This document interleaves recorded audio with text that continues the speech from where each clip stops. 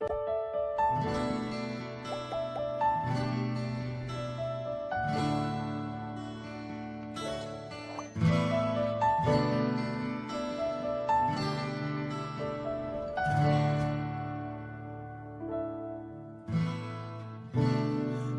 me visitar hoje aqui. Eu quero conhecer mais de ti.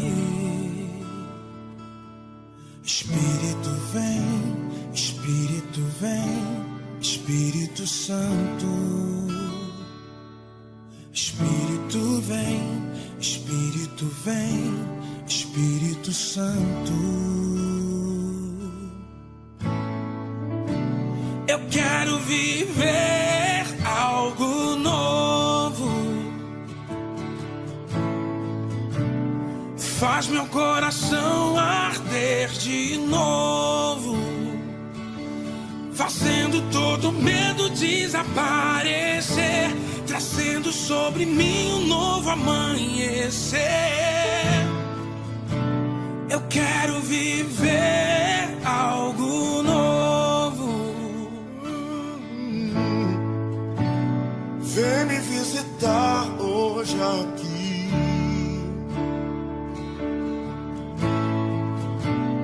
Quero conhecer mais de ti. Espírito vem, Espírito vem, Espírito Santo. Espírito vem, Espírito vem, Espírito Santo. Bom dia a todos. Deus abençoe cada um aqui presente. Vamos iniciar a nossa escola bíblica dominical orando e agradecendo a Deus o fato de estarmos aqui.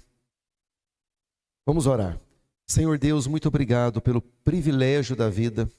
Obrigado por ter nos conduzido em paz e em segurança para a tua casa, para aqui ouvirmos a tua palavra, para sermos tratados por ela e sairmos daqui mais confiantes e com mais esperança no teu cuidado e no teu amor que todos os dias o Senhor dispõe.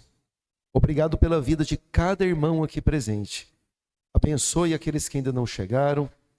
Abençoe as famílias de cada um, onde quer que estejam. Eu te peço, Deus, que o Senhor coloque a tua mão poderosa na vida de cada um, livrando-os de todos os perigos que este mundo oferece. De modo especial, eu te peço pelos nossos irmãos, pelos nossos amigos do Rio Grande do Sul. Te peço, meu Deus, que em nome de Jesus, o Senhor alivie o sofrimento daqueles que perderam suas casas, perderam entes queridos. E ao mesmo tempo eu te louvo pelo fato do Senhor ter levantado tantas pessoas para ajudar aquela região. Muito obrigado, meu Deus, por tudo. E eu te peço que o Senhor tenha misericórdia da região sul do nosso país. Obrigado por tudo, Senhor, em nome de Jesus. Amém. Queridos irmãos, convido a todos para que abram as suas Bíblias. Vamos ler o Salmo 81, versículos de 1 até o versículo 7. Assim diz a palavra do Senhor. Salmo 81, versículos de 1 a 7. Assim diz a palavra do Senhor. Cantem de alegria a Deus, nossa força. Aclamem o Deus de Jacó. Comecem o louvor. Façam ressoar o tamborim. Toquem a lira e a harpa melodiosa. Toquem a trombeta na lua nova e no dia da lua cheia, dia da nossa festa, porque este é um decreto para Israel, uma ordenança do Deus de Jacó, que ele estabeleceu como estatuto para José quando atacou o Egito. Ali ouvimos uma língua que não conhecíamos. Ele diz: tirei o peso dos seus ombros, suas mãos ficaram livres dos cestos de cargas. Na sua aflição, vocês clamaram e eu os livrei. Do esconderijo dos trovões, lhes respondi, eu os pus à prova nas águas de Meribá. Meus irmãos, aqui o salmista, ele reconhece todo o cuidado de Deus para com ele, para com o povo dele. E eu quero destacar o versículo de número 1, que diz o seguinte: cantem de alegria a Deus, nossa força. E é isso que Deus é. Nós temos cargas muito pesadas para lidar durante a semana, durante o nosso dia. E quem nos faz levantar de manhã para prosseguir é Deus. E o salmista reconhece isso. Por esta razão, no versículo 1 ele expressa essa alegria de saber que Deus cuida de nós, cuida dele, cuida do seu povo. Cantem de alegria a Deus, nossa força. É isso que Deus é para nós, a nossa força. Se nós levantamos de manhã, se nós vamos em frente, se prosseguimos, não é porque existe poder em nós, mas existe, na verdade, o cuidado de Deus por nós. Por esta razão, é importante reconhecer e louvar a Deus, porque Ele não desampara o seu povo. E a história da humanidade mostra isso. Deus está no controle, Ele é a nossa força, é Ele que nos levanta de manhã. Então, meus irmãos, baseado nisso, eu convido a todos para que juntos entoemos o hino 320, Brilha no Viver. E logo após, já vamos nos dividir em classes.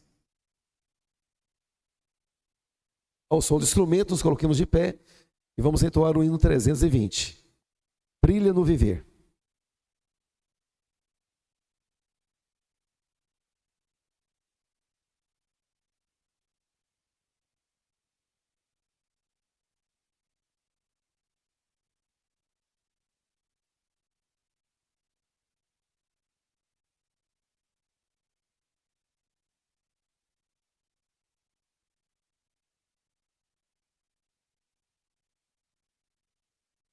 As coisas mais humildes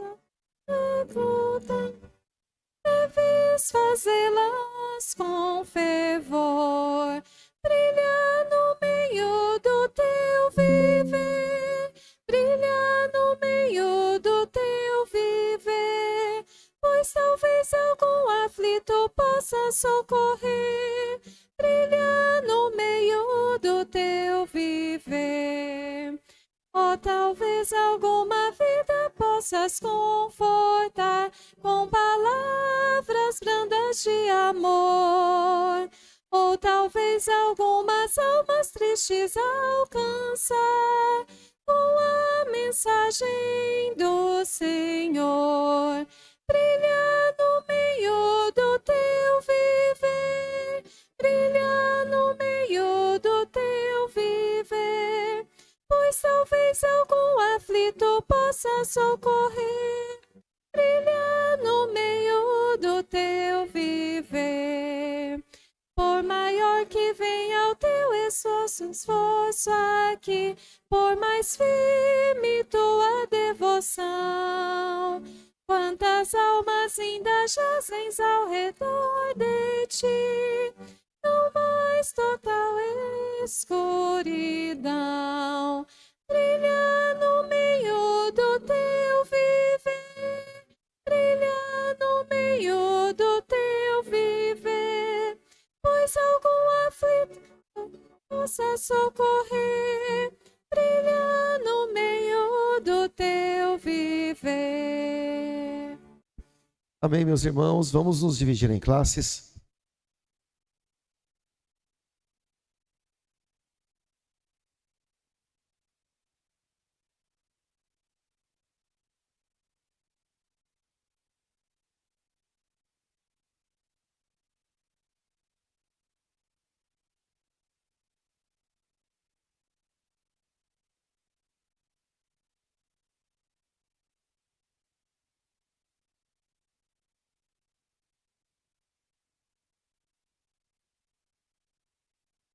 Bom, vamos lá aí, né? As gripes aí que estão afetando aí geral, né? Mas vamos voltar aí aos nossos estudos. Vamos para Atos, capítulo 10, né? Dando continuidade àquilo que a gente já tem estudado. Hoje, com certeza, eu vou precisar da água. Vamos ver se a gente consegue ver capítulo 10 e capítulo 11.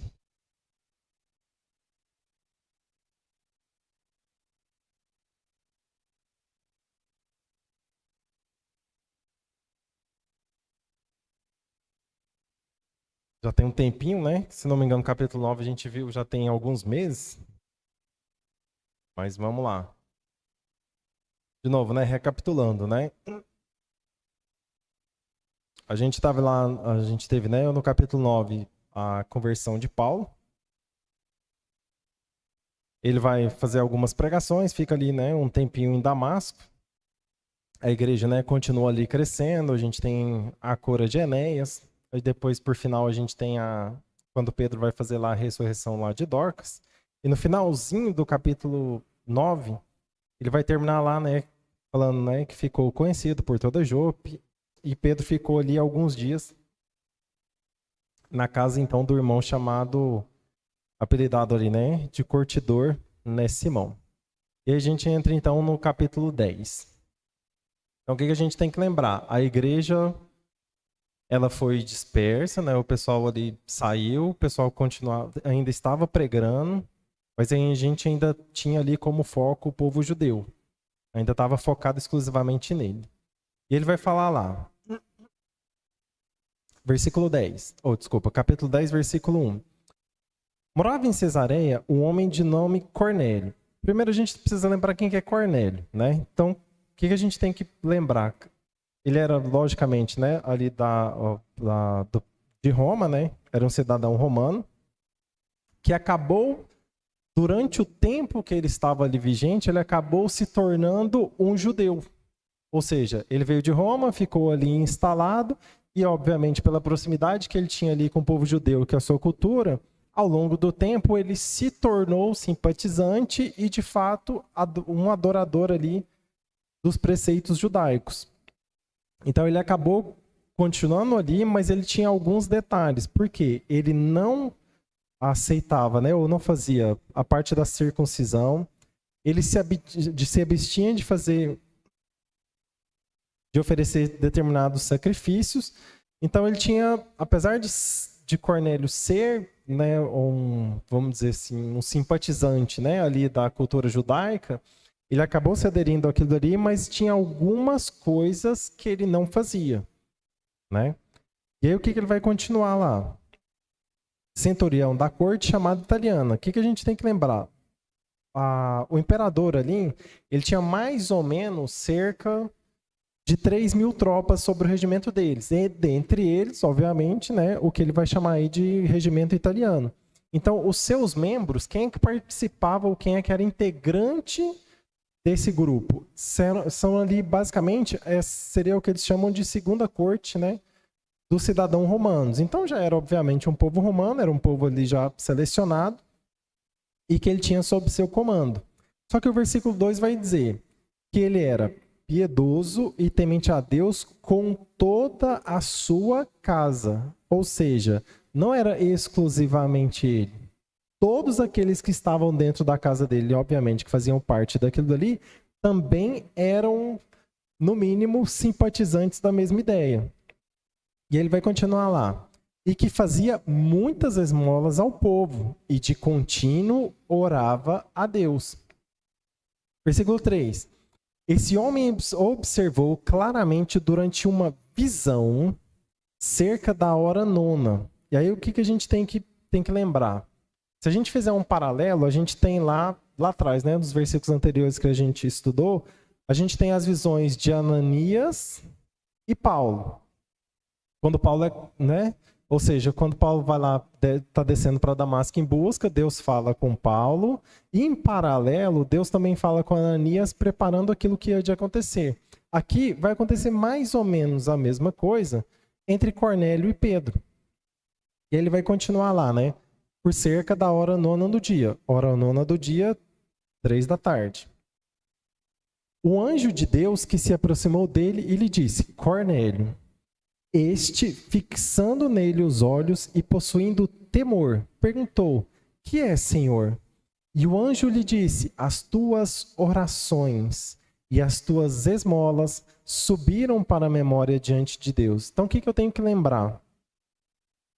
Né? A gente tem que lembrar, até esse momento, a igreja mais conhecida ou enfática ali em Jerusalém era exclusivamente do povo judeu. E agora Deus vai falar com Cornélio, que é um gentil, falando, olha, as tuas orações, aquilo que você tem feito, chegou aos meus ouvidos. E ele vai continuar lá. Porque o que a gente tem que lembrar? Cornélio, apesar de ser um homem que se tornou ali participante da cultura judaica, ele não era aceito pelos judeus. Por quê? Porque ele não podia ir lá dentro das sinagogas oferecer qualquer tipo de adoração a Deus. Por quê? Porque ele não era judeu. Então ele ainda era um gentil. Então, apesar de ser simpatizante, gostar da ideia, fazer várias coisas da cultura judaica, ele não era considerado ele não é considerado um cara judeu. Então, ele não poderia estar, de fato, dentro ali das sinagogas e fazer tudo o que ele queria. Então, nesse momento, Deus fala para ele, olha, as tuas orações e tudo aquilo que você tem feito chegaram a mim. Aí ele vai continuar lá, versículo 5. Agora, envia mensageiros a Jope e manda chamar Simão, que tem por sobrenome Pedro.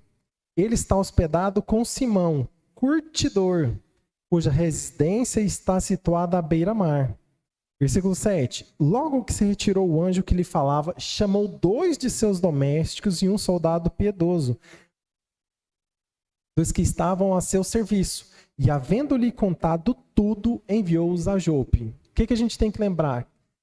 Que ele e a sua casa eram tementes a Deus. Já tinham se tornado ali, né, adoradores da cultura, do conceito judaico. Então ele fala, olha, vem cá vocês 3, a gente vai precisar fazer uma reunião. Ele conversa com eles exatamente o que aconteceu e fala, cara, vai para lá. E aí agora a gente vai para o outro paralelo. Versículo 9. No dia seguinte, indo eles a caminho e estando perto da cidade, o que a gente tem que lembrar? A distância deles ali para andar era mais ou menos de um dia. Então, provavelmente, como já era 3 da tarde, eles tinham andado um pouco naquele dia, descansaram, obviamente, em algum lugar, em alguma hospedaria ao longo do caminho, e no dia seguinte, eles vão terminar de chegar na cidade de destino, porque não era uma cidade muito longe. E aí ele vai dizer lá, né? Que, ó, eles estando perto da cidade, subiu Pedro, eu não sei como é que tá a versão de vocês, mas aí aqui vai falar ao eirado, né, na minha versão. O que a gente tem que lembrar? As casas ali, né, naquele contexto judaico, a gente tinha algumas casas que tinham o que a gente chama de cenáculo, ou seja, que é aquela, como se fosse um andar de cima onde poderia haver algumas reuniões, e nessa casa em específica, lembra onde que eles estão? Eles estão à beira-mar. Não existe cenáculo nessa casa. Nesse caso, o que acontecia? Existia uma escada do lado externo que dava, eu vou colocar aqui, né, como se fosse uma laje, né? Então seria a laje da casa como se ela fosse quadradinha e é um lugar onde você podia sentar e contemplar o mar. Porque ela é uma casa à beira-mar. Então, para quem já foi ao mar, aquele lugar que você podia sentar, ficar olhando o mar, sentindo a brisa. Esse era o local. Então não existia um local de cenáculo para reunião, mas sim um local onde você pudesse ficar ali olhando. E é onde Pedro vai subir. E aí ele vai continuar lá. Então ele subiu ali o eirado, que é essa parte da casa externa, né? Por volta da hora sexta. A hora sexta, nesse contexto, meio-dia. Que já é hora de comer mesmo, né? Todo mundo está com fome. E ele vai dizer lá, por volta da hora sexta, lembrando, hora sexta aqui, meio-dia, a fim de orar. Estando com fome, quis comer. Mas enquanto lhe preparava a comida, ou seja, provavelmente o povo fazendo almoço embaixo, sobreveio-lhe um êxtase. Em versículo 11. Então viu o céu aberto e descendo um objeto como se fosse um grande lençol, o qual era baixado à terra pelas 4 pontas, contendo toda sorte de quadrúpedes, répteis da terra e aves do céu. Aqui agora é importante a gente lembrar que Pedro está lá em cima, o pessoal está vindo, e ele, através de uma visão, vê descendo do céu primeiro o quê? Uma tenda de animais com lençóis, com todos os tipos de animais. Todos. Tem alguns comentaristas que vão fazer um paralelo muito próximo ao do que era na arca, né?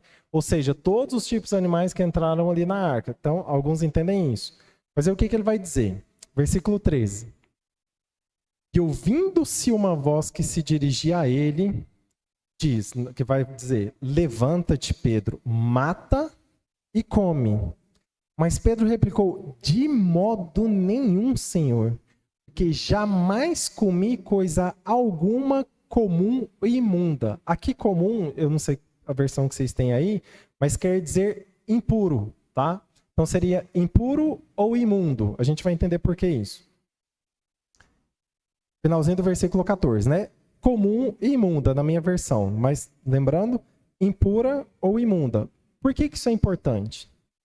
Olha só, Pedro, né, já ali dentro da cultura judaica, o que eles sabem?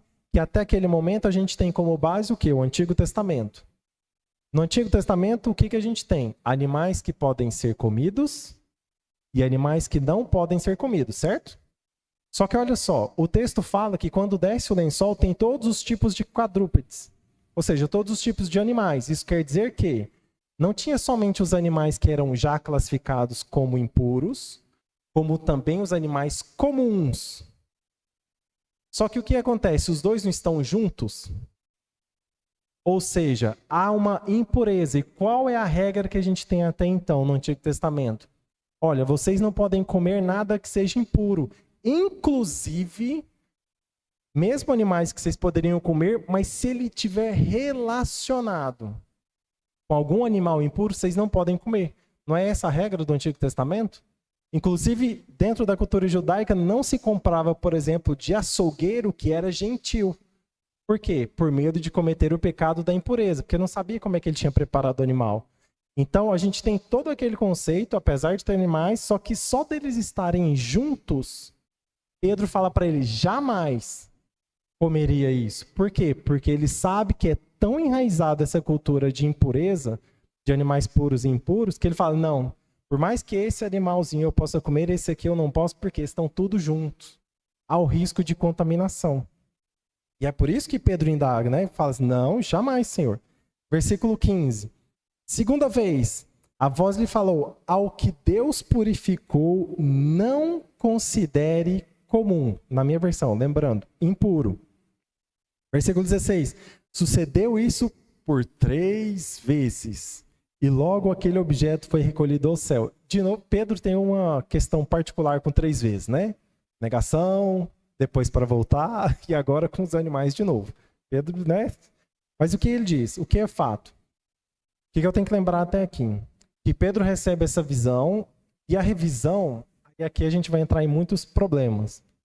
Porque a visão que ele recebe, então, são de todos os animais que estão ali, puros e impuros, e apesar de Pedro, por conta da cultura já enraizada, falar, Senhor, eu não posso comer, nessa visão, ele recebe de Deus dizendo, falando para que ele possa comer. Mas aí vamos lá, versículo 17. Enquanto Pedro estava perplexo sobre qual seria o significado da visão, ou seja, ele ainda não entendia qual era o significado da visão, eis que os homens enviados da parte de Cornélio, tendo perguntado pela casa de Simão, pararam junto à porta. Ou seja, Pedro ainda está lá em cima, ainda está tentando entender o que está acontecendo, e o pessoal chega lá embaixo. Versículo 19.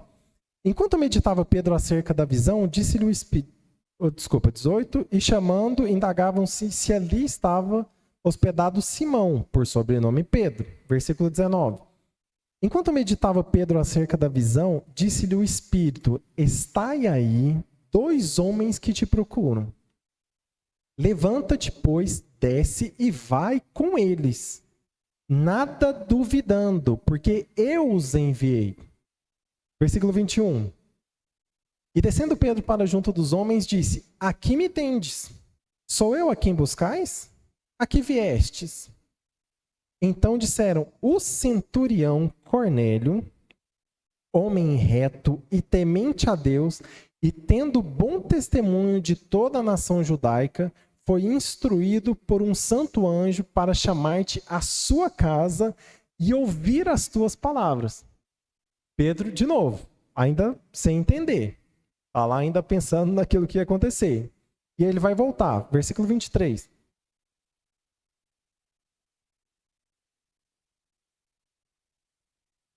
Pedro, pois, convidando-os a entrar, hospedou-os. Ou seja, terminaram de chegar ali por volta não sei, né? Vamos chutar aqui 1, 2 da tarde, o pessoal estava fazendo comida, Pedro fala, não, entra para dentro, e ficou com eles ali. No dia seguinte, levantou-se e partiu com eles. Também alguns irmãos dos que habitavam em Jope foram em sua companhia. Aqui, para a gente saber, são 6 irmãos, tá? Vai ser relatado um pouco mais na frente no livro de Atos. No dia imediato, entrou em Cesareia. Cornélio estava esperando por eles, tendo reunido seus parentes e amigos íntimos. Olha só. Às vezes, algumas coisas para a gente refletir. Por quê? Cornélio, o que o texto fala? Que ele era um homem temente a Deus, que era um homem que entrou dentro da cultura judaica, apesar de não ser aceito dentro ali, né, das sinagogas para poder fazer as respectivas adorações, mas ele chama, né, teve a sua visão, e ele chama não só os de casa que já participavam disso, mas também os seus amigos. Olha, gente, vem para cá. Tem alguma coisa acontecendo, vem para cá. Chama todo mundo para compartilhar. Versículo 25. Então reúne, né, os parentes e amigos. Versículo 25. Aconteceu que, indo Pedro a entrar, lhe saiu Cornélio ao seu encontro, prostando-se-lhe aos pés, o adorou. 26. Mas Pedro o levantou, dizendo, ergue-te, que eu também sou homem. Era o discípulo, aquele que era a liderança. Ele fala, não, meu amigo, preocupa não, eu sou como você. E ele vai continuar. Versículo 27. Falando com ele, entrou, encontrando muitos reunidos ali, ou seja, todos os seus amigos e parentes de Cornélio, a quem se dirigiu dizendo, vós bem sabeis que é proibido a um judeu ajuntar-se ou mesmo aproximar-se de alguém de outra raça. Ou seja, você não deveria estar na minha casa. Afinal de contas, eu sou gentil. Versículo 29. Desculpa. Aproximando-se de outras raças. Continuando aí o versículo 28. Mas Deus me mostrou que a nenhum homem considerasse comum ou impuro. Ou seja, aqui, para finalizar o contexto da visão, agora a gente tem 2 linhas de pensamento. Primeira delas, aliás, vamos terminar, depois a gente vem nesses detalhes. Versículo 29. Por isso, uma vez chamado, vim sem vacilar. Pergunto, pois, por que razão me mandastes chamar? Versículo 30. Respondeu-lhe Cornélio, faz hoje 4 dias que por volta desta hora, ou seja, por volta das 3 da tarde, e aí a gente tem que lembrar que o quê?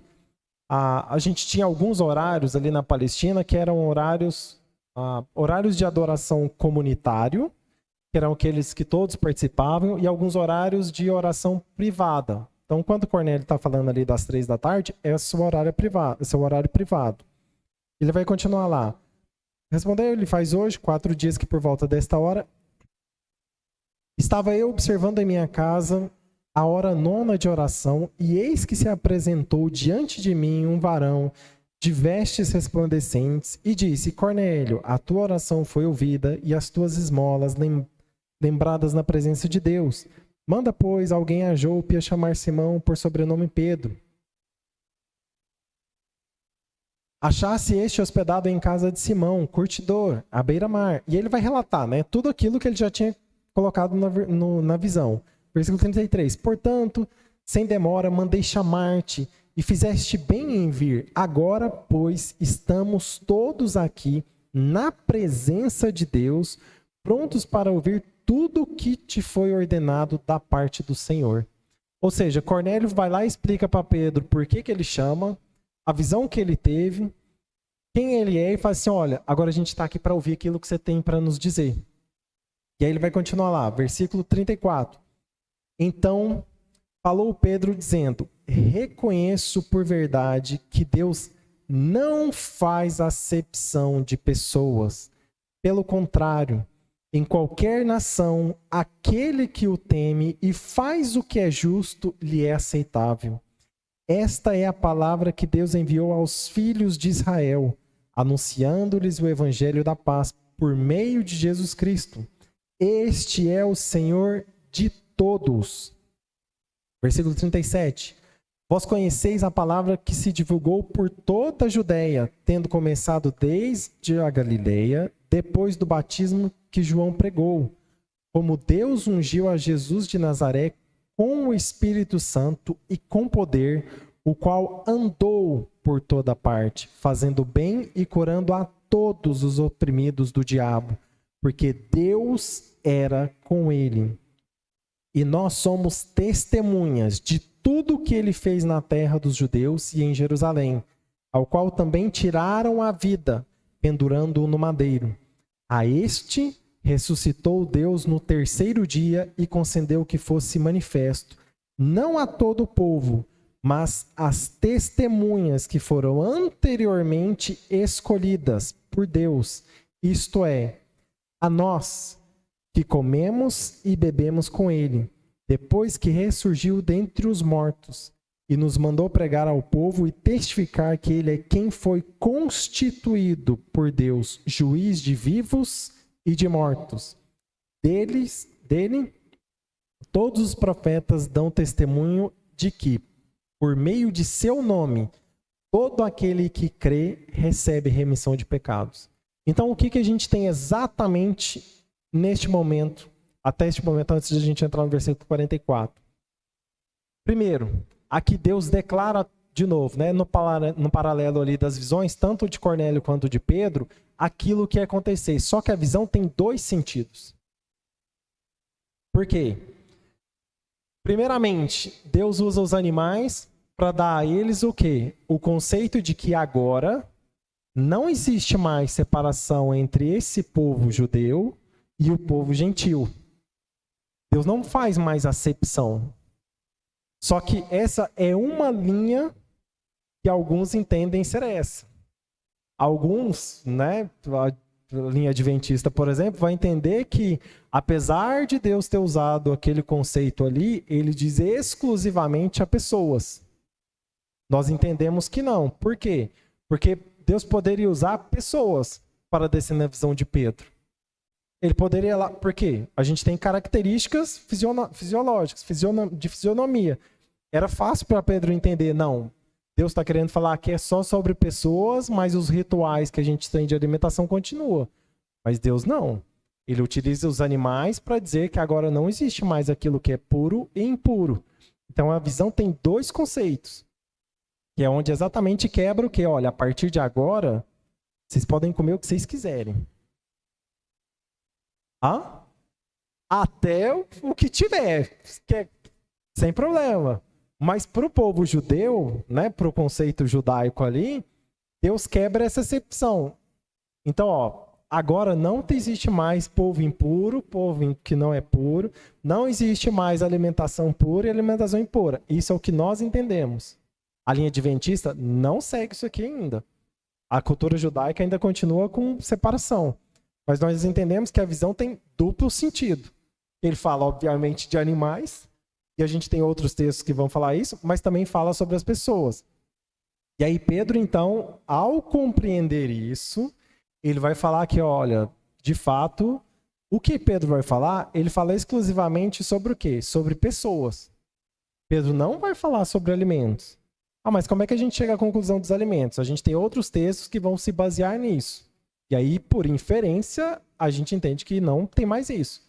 Porque Paulo vai falar que agora o que Deus falou que é puro não tem mais, que aquilo que é impuro, o que entra na boca, ele sai, não tem problema, mas o que fica no coração é que torna algo puro e impuro. Então a gente tem outros textos de base para confirmar que a partir de agora, então, não tem preocupação com comida. Por que isso era importante? Porque Deus, lembra lá, Deus está expandindo a sua igreja. E até o momento, para todos eles sabem unicamente que, olha, o povo escolhido é o povo judeu. O resto é resto. Só que aí, no versículo 44, aí vai quebrar a perna geral. Que olha lá o que vai acontecer.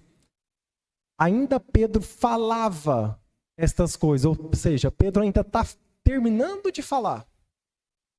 E ele vai continuar. Quando caiu o Espírito sobre todos os que ouviam a palavra. Versículo 45. E os fiéis que eram da circuncisão, que vieram com Pedro, ou seja, aqueles 6, admiraram-se, porque também sobre os gentios foi derramado o dom do Espírito Santo, pois os ouviam falar em línguas e engrandecendo a Deus. Então perguntou Pedro, porventura, pode alguém recusar a água para que não sejam batizados estes que, assim como nós, receberam o Espírito Santo? E ordenou que fossem batizados em nome de Jesus Cristo. Então lhe pediram que permanecessem com eles por alguns dias. Agora vamos lá. Primeira coisa que eu tenho que entender aqui agora no texto. Pedro está lá falando, ele acaba de falar aquilo que acontece. Só que até este momento, dentro da cultura judaica, o que a gente tem que lembrar? Os judeus eram obrigados a fazer o quê? Quando nascia, circuncisão. Ou seja, tinha que ser batizado. Até este momento, para eles era obrigatório circuncisão e batismo. Porque lembra lá o que o João Batista fazia? Eu os batizo com água, mas há de vir aquele que vai batizar vocês com o quê? Com o Espírito. Mas olha só, até aquele momento, para que eu tenha o Espírito Santo, é obrigatório que eu seja batizado. Aqui no versículo, na partir do versículo 44, isso é quebrado. Não existe mais obrigação de batismo ou circuncisão para receber o Espírito Santo. Acabou. A partir deste momento acaba. E o que fica, talvez por isso Deus queira colocar?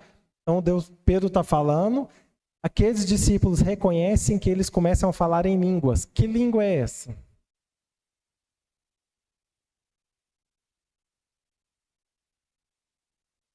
Eu sei. E aí? Alguém chuta que língua é essa? Não? Olha só, Pedro está na casa de um cara romano, gentil. O que a gente já sabe? Que a partir do momento que o Espírito Santo desce sobre eles, uma coisa fica confirmada. Este povo gentil foi escolhido por Deus para que fizesse parte da sua igreja. O sinal que contempla isso é quem? A descida do Espírito Santo sobre eles, certo? Então eu, como povo judeu, eu tenho que entender que a partir de agora, eu não preciso de batismo e eu não preciso de circuncisão. Por quê? Porque essas regras que eu tinha, é como, para quem estuda direito, né, a lei caducou. Então aquilo dali já foi. Aquilo dali era 8 conceitos, agora é uma nova regra. O Espírito Santo pode descer a qualquer um, a qualquer momento, sem nenhum tipo de critério pré-estabelecido. E isso aqui é confirmado dentro do povo gentil. Então o Espírito Santo desce. O sinal que é mostrado aqui, que é a segunda vez que acontece esse tipo de sinal, é, como eles vão falar, é o pessoal falando em línguas. Que língua é essa?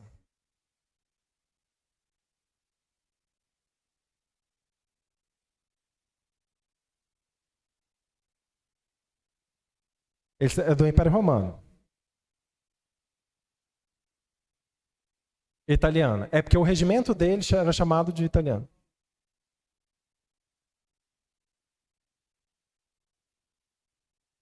Então, mas aí a língua é qual? A própria deles, quem? Dos discípulos ou deles?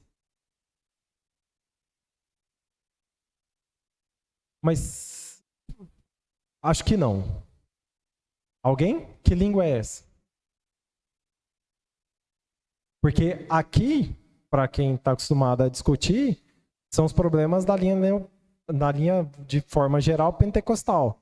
Que eles entendem que existe o quê? Uma língua específica dos anjos. Certo? E aí? Que língua é? Porque, vamos lá. Diferente do que acontece nos capítulos anteriores, aqui o texto é muito raso.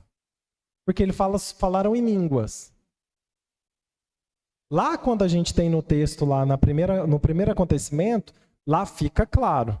Olha, esse línguas que está aqui está declarado sobre idioma. Tanto que eles ainda vão falar, alguns ouviram a sua língua materna. Então eles compreendiam isso, certo? Só que olha só o que o texto vai dizer.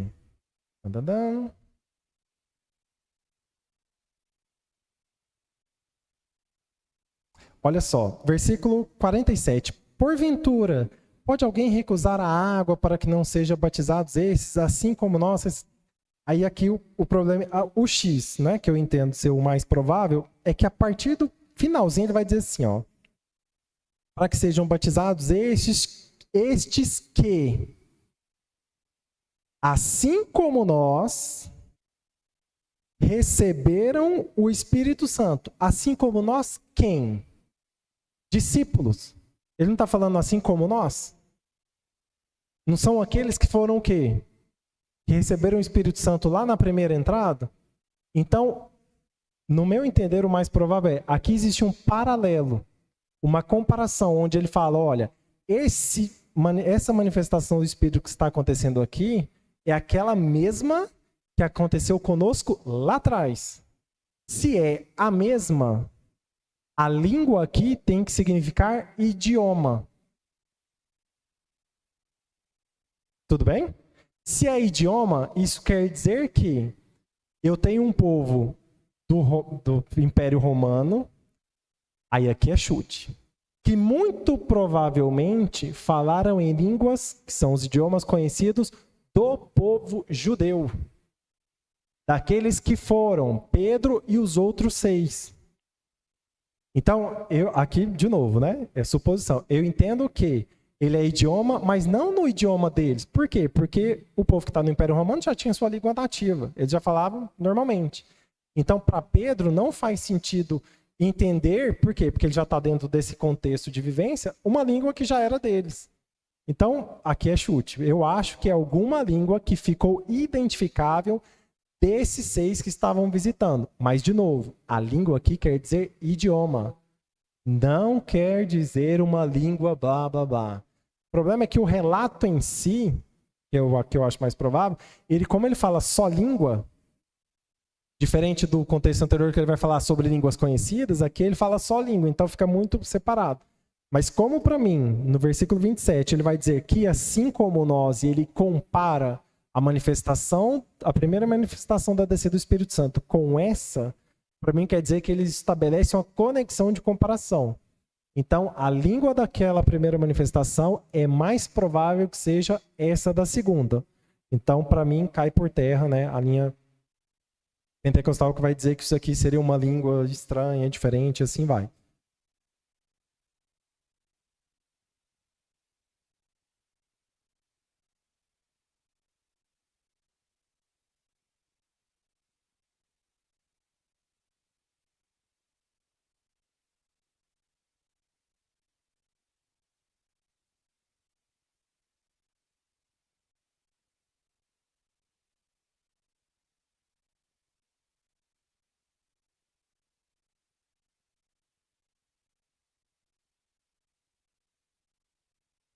É porque é 4 dias que tá ali, né?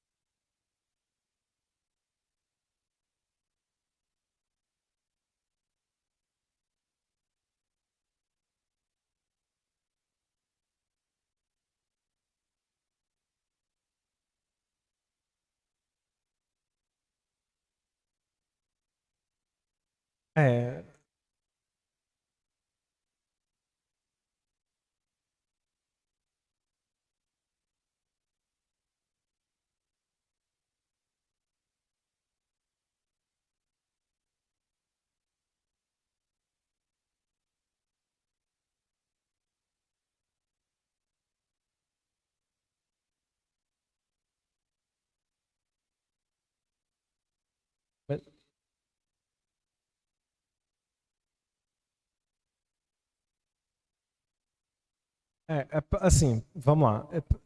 Eu entendo quem, por exemplo, beleza, a linha reformada entende que ali na visão de Pedro, tá, vamos lá. De maneira direta, eu vou entender o outro lado que entende que aquilo não tem. De linha direta, querendo ou não, o objetivo principal, quando o texto fala sobre descer esses animais impuros, para falar de puro e impuro, o objetivo principal, para mim, são o quê? É o povo.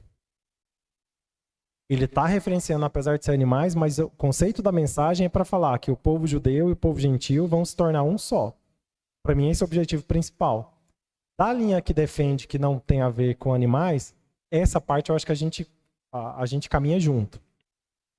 O problema é que é inegável que, como vou dizer aqui, como objetivo secundário, os animais, que é a questão lá, que vai parar de comer, também se baseiam nesse texto. Por quê?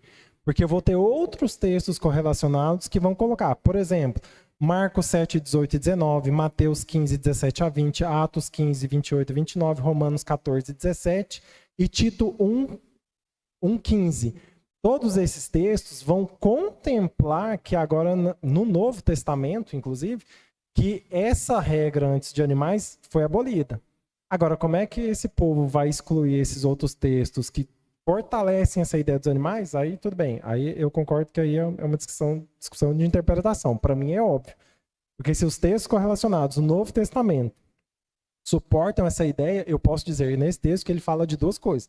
De homens, que é o objetivo principal, sem a menor sombra de dúvidas, mas também da alimentação. Por quê? Porque hoje a gente sabe que se essa igreja, que a gente vai ver, né, mais para frente que tem os problemas, esse povo está entrando dentro dessa cultura judaica e vai existir briga dentro da igreja. Essa galera aqui come porco, essa galera aqui não come, e assim vai. Mas, então, para mim, isso fica muito claro baseado nesses textos adicionais. E, de fato, essa regra que eles tinham foi abolida. Agora, quebrar cultura não acontece da noite para o dia. Tanto é que a gente vai ver nos textos, né, que existe briga dentro da igreja, o pau quebra e tal. Mas o que tem que ficar claro é que o texto vai falar sobre o derramamento do Espírito Santo e vai ser confirmado por Deus, que esse povo agora é enxertado dentro da promessa e Deus faz isso através, né, da manifestação do Espírito Santo, e tem que ficar claro, através desse texto, que não, para mim não tem como o cara defender que é obrigado batismo, ou naquela época, né, circuncisão, para ter o Espírito Santo. Isso não existe mais. Acabou. Não tem como se sustentar em cima desse texto. Porque o texto, eu acho que é muito claro. Olha, o Espírito Santo desceu, eles não eram nem batizados e não eram nem circuncidados. E aí o texto, tanto é que o texto vai deixar claro, né, depois. Depois do Espírito Santo que desceu sobre eles, que aí Pedro vai falar, olha, por que eles não podem ser batizados? O que impede eles? Então, a gente tem que lembrar que, como se diz, né, na lei ali, a lei caducou, tá? Isso aqui foi-se, então a pessoa pode ter o derramamento em qualquer momento.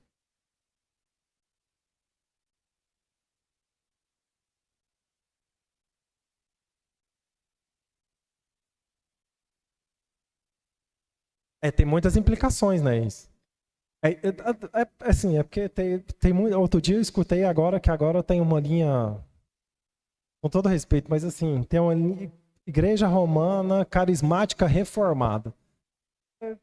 Assim, tem muita variação aí para as igrejas aí, mas até o momento, o que a gente tem que lembrar? Então, isso estabelece esse critério. Ó, a partir de agora, esse povo foi ser enxertado, a gente não tem mais esse problema. Até aqui, beleza? Então, o derramamento do Espírito Santo é confirmado por Deus, é a segunda vez que isso acontece, ou seja, a segunda manifestação que Deus está comprovando. Olha, vocês agora fazem parte do meu povo. E aí, então, ele termina ali o versículo 48. Aí, obviamente, né, termina ali falando que Pedro ficou ali alguns dias. Vamos ver até onde a gente vai. Capítulo 11.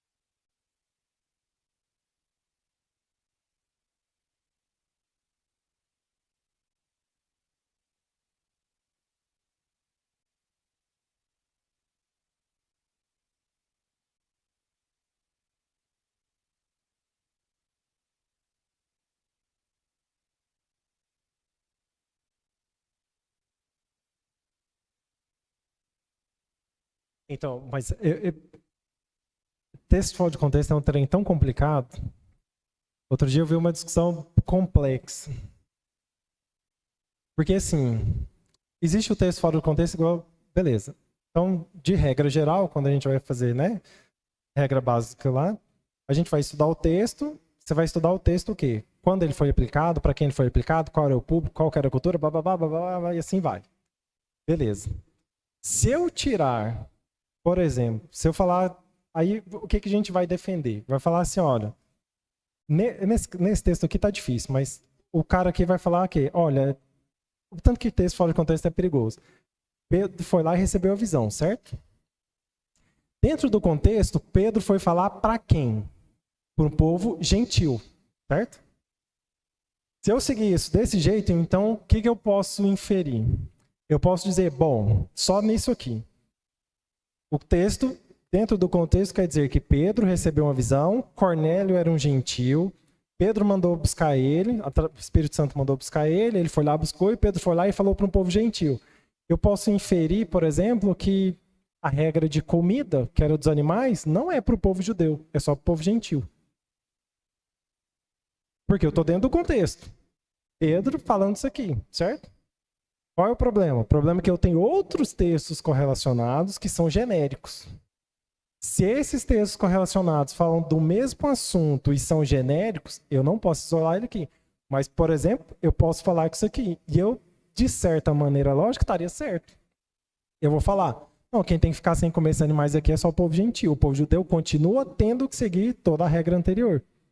Eu consigo inferir isso? Consigo. Então, para mim, agora, depois, né, de vários problemas, eu entendo que o texto tem que estar dentro do contexto, mas eu tenho que interpretar a Bíblia toda como união. Porque se eu isolar, eu posso ter um texto dentro do contexto e mesmo assim ter um contexto errado ou uma visão que dá margem para isso. Eu poderia colocar esse exemplo. Então, eu acho muito complexo, porque tem muitas discussões aí loucas. Se você olhar só aquele texto, que normalmente é o que a gente faz muito em livro, você vai lendo o livro, papapá, e o cara vai falando um monte de coisa. Você vai, não, isso aqui tá certo, tá certo. Mas calma.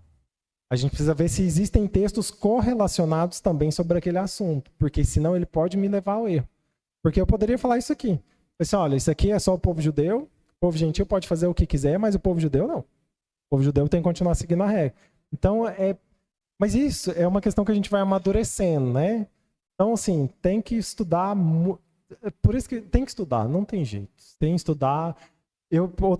Ontem eu ainda falei com o João, eu estudo e eu vejo que eu não sei realmente a porcaria nenhuma. Porque você estuda, aí gera mais 50 milhões de dúvidas, aí você vai ter que estudar mais 50 livros para estudar, que vai gerar outros e assim vai. Mas eu entendo que como princípio básico de regra eu tenho que entender. eu tenho que analisar a Bíblia como um todo. Eu não posso analisar versículo por versículo, porque se eu tenho assuntos distribuídos, eu tenho que ver o que todos eles fazem. Até porque quando a gente vai estudar qualquer palavra na Bíblia, quando acontece uma, eu preciso saber se ela tem outras referências dentro do original. Mas enfim, então fica aí de alerta, cuidado. Estudem todos os assuntos correlacionados. Por quê? Porque o que vai dar base para isso são os assuntos correlacionados, que vai firmar a nossa vertente de que então não tem mais problema com animal nenhum. Tudo bem? Falta... Eu não vou continuar, porque falta 5 minutos. 5 minutos a gente não vai passar do capítulo 11 aqui nunca. Tem muita coisa aqui para ver no capítulo 11. Tudo bem? Então ficamos até aqui. Até o capítulo 10, eu tenho que lembrar que dentro daquilo que Deus colocou como proposta, dentro do livro de Atos, que é o livro da igreja, o seu crescimento, eu tenho até o momento 2 manifestações do Espírito Santo. Aquela que acontece lá atrás, quando é derramado em Jerusalém, todos eles ouvem. E eu tenho o segundo derramamento, que é o sinal de Deus, falando que agora o povo gentil faz parte da sua igreja. E que por base no versículo 47... como Pedro correlaciona, né, o acontecimento ali do Espírito Santo, o derramamento, juntamente com aquilo que aconteceu com eles anteriormente, o nosso contexto de língua é mais provável que seja língua no sentido de idioma. Mas se me perguntar se pode bater 100%, não. Mas eu entendo que esse é o mais provável. E aí Pedro, então... Tanto é que a gente vai ter como... de forma geral, o primeiro relato, né, ali de conversão ali do povo gentil vai ser, obviamente, a família ali de Cornélio e seus familiares, que vai ser convertidos ali para estarem, de fato, chancelado, né, por Deus através da manifestação do Espírito Santo. Aí, lembrando, circuncisão, batismo, não tem mais nada de obrigação para derramamento do Espírito Santo. A pessoa pode ter Espírito Santo, é porque vai virar, né, outros contextos, mas depois ele pode acabar sendo inserido dentro da igreja, mesmo que não tenha sido batizado ou que não tenha sido circuncidado dentro desse contexto aqui judaico. Beleza? Tinha um outro negócio, o Valdomiro falou aqui, e eu ia falar assim, isso aqui dá margem para outra coisa, mas já esqueci. Beleza?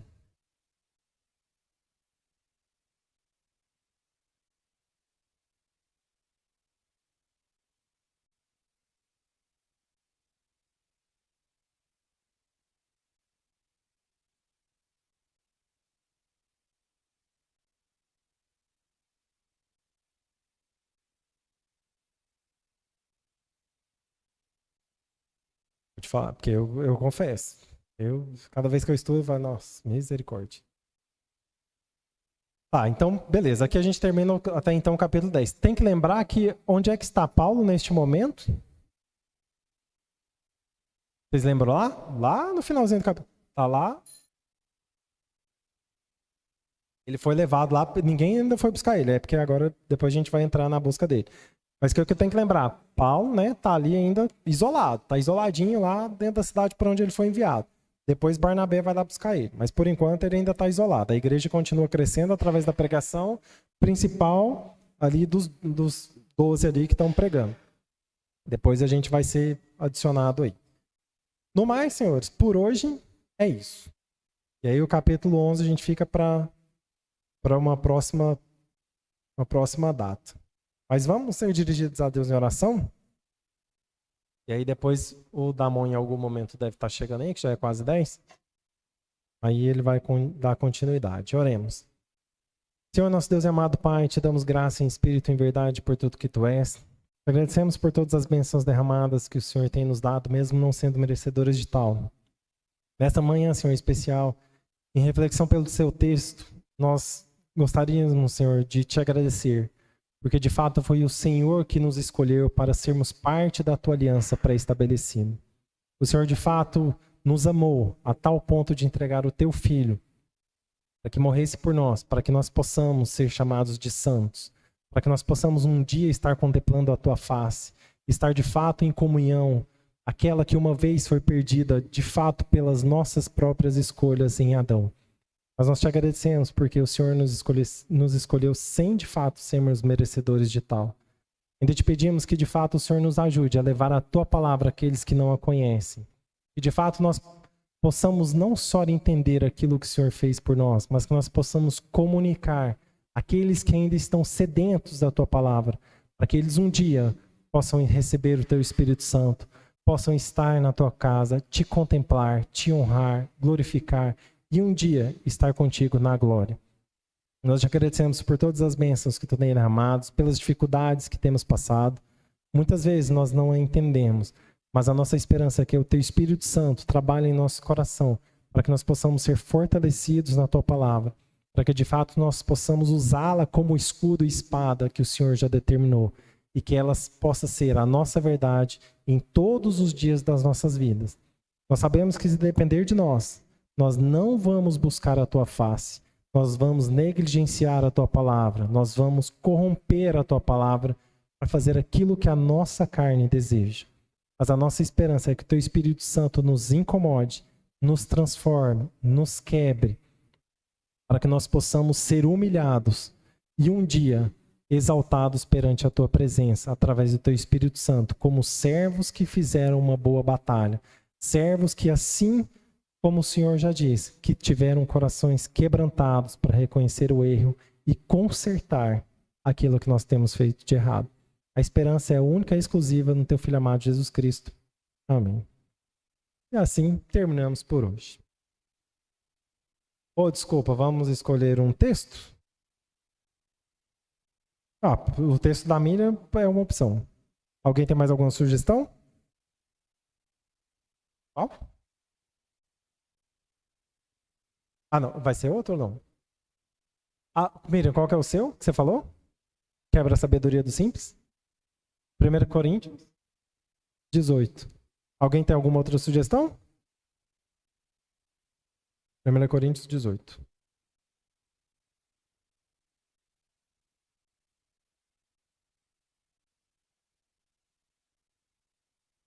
Esse 1 Coríntios 1:18, né?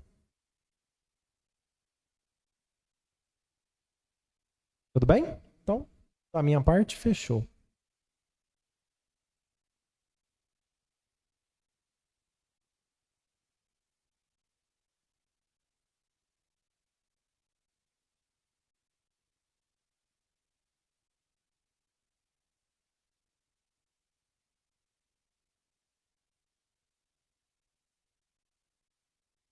Muito bem, meus irmãos, vamos entoar o hino 366, Joias Preciosas, para receber as nossas crianças.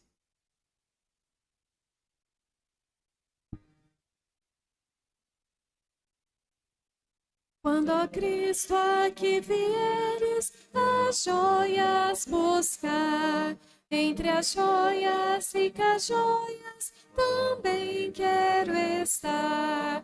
Uma bela estrela d'alva, desejo brilhar, com Jesus na sua glória, também quero estar. Vem olhá-las, vem guardá-las, com amor, ó Senhor. Todas ricas, todas lindas, em pleno fulgor. Uma bela estrela d'alva, desejo brilhar, com Jesus na sua glória, também quero estar. Criancinhas, criancinhas, que amais a Jesus, sois as joias, ricas joias, compradas na cruz.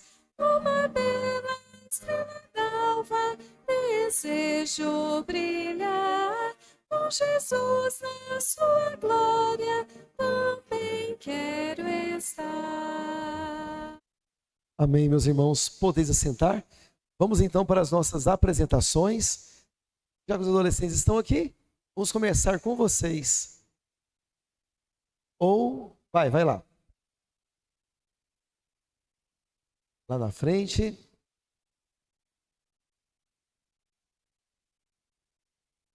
bem bonito, bem alto, para todo mundo ouvir vocês.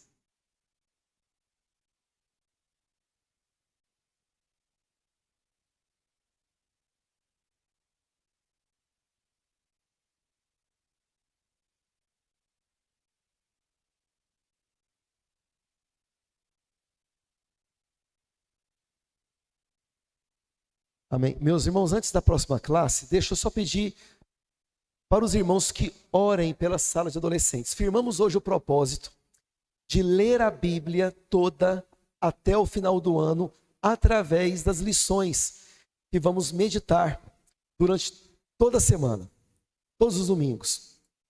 E hoje nós começamos com um estudo sobre idolatria, o que não pode tomar o lugar de Deus no coração desses meninos e dessas meninas.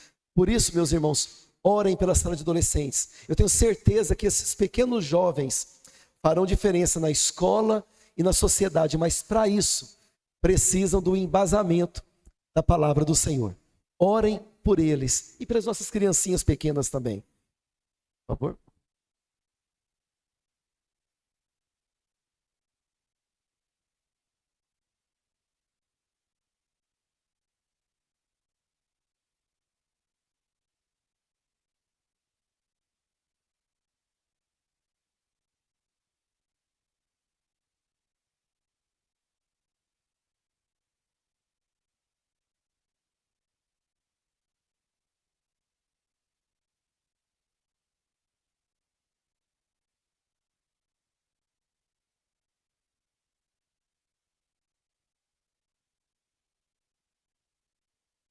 Os adultos agora.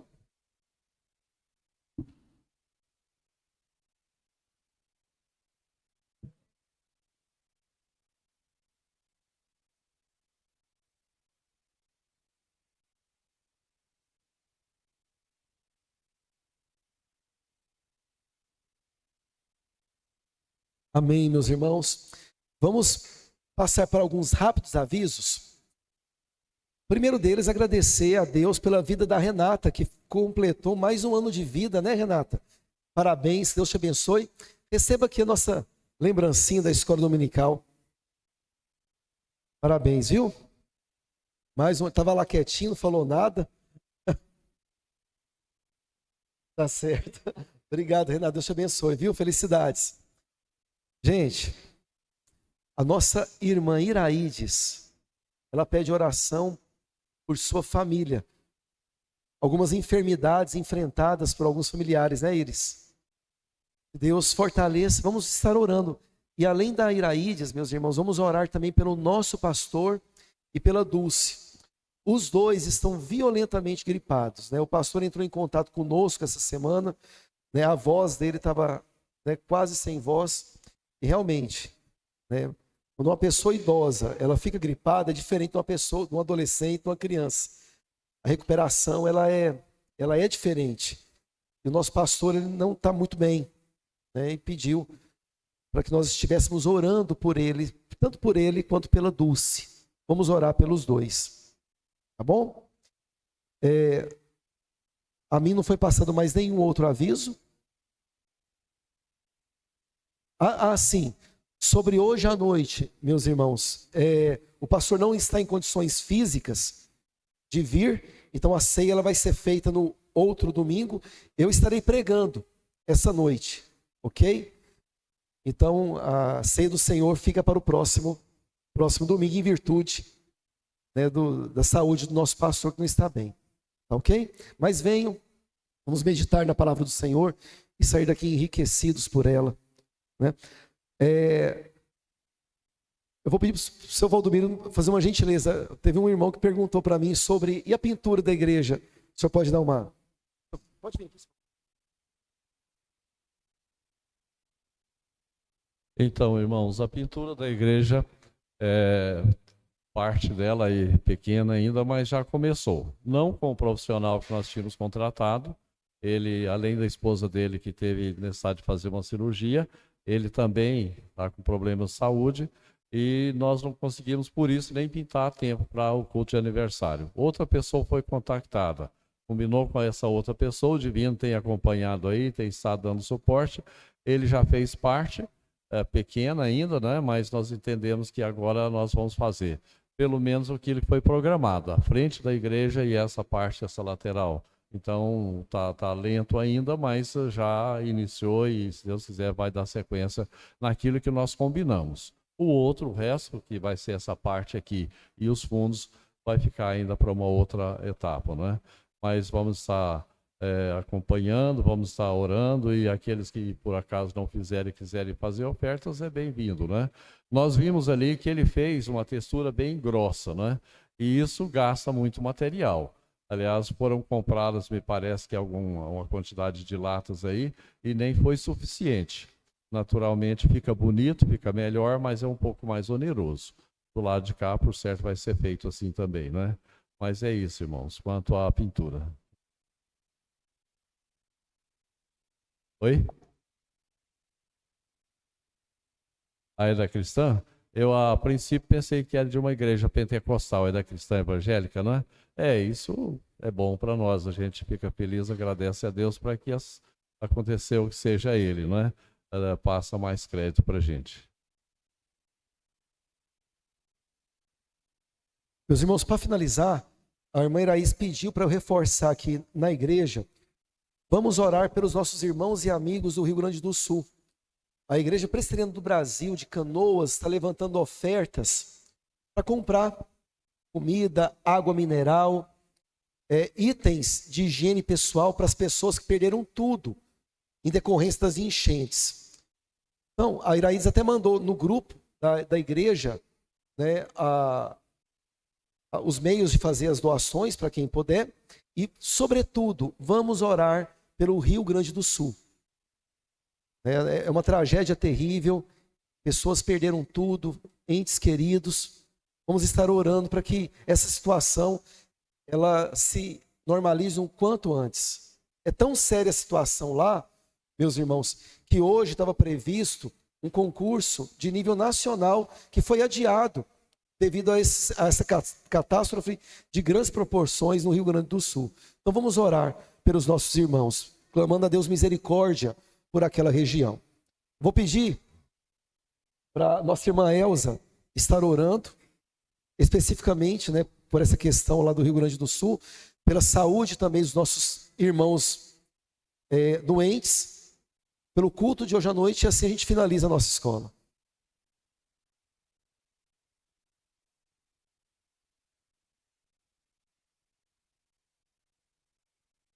Em primeiro lugar, nós queremos louvar ao Senhor por esta manhã maravilhosa em que tivemos a oportunidade de estudar a Tua Palavra, de estarmos aqui prestando um culto ao Senhor, ó Pai.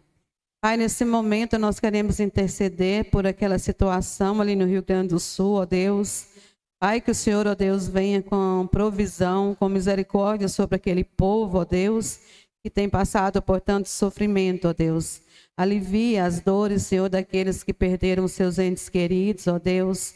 Proporciona meio, ó Pai, de sobrevivência àqueles que perderam todos os seus bens, ó Pai, seus lares, ó Deus.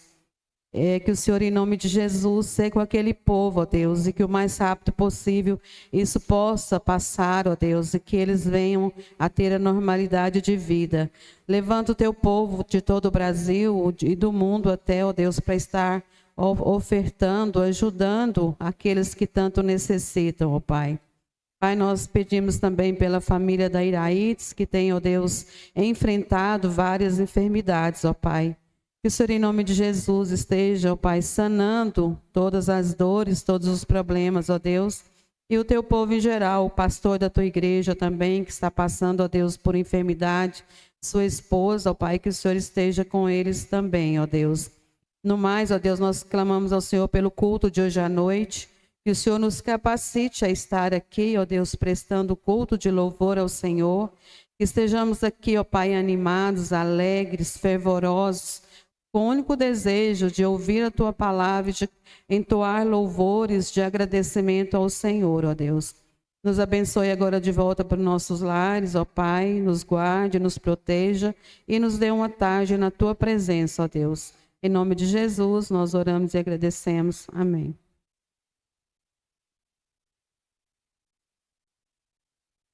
Amém, meus irmãos. Deus abençoe a todos. Uma excelente tarde de domingo e até logo mais no culto à noite. Não deixem de vir, convidem amigos, familiares. Vamos ouvir a palavra de Deus. Ela é viva e eficaz e poderosa para transformar a nossa vida. Deus abençoe a todos. Até logo mais.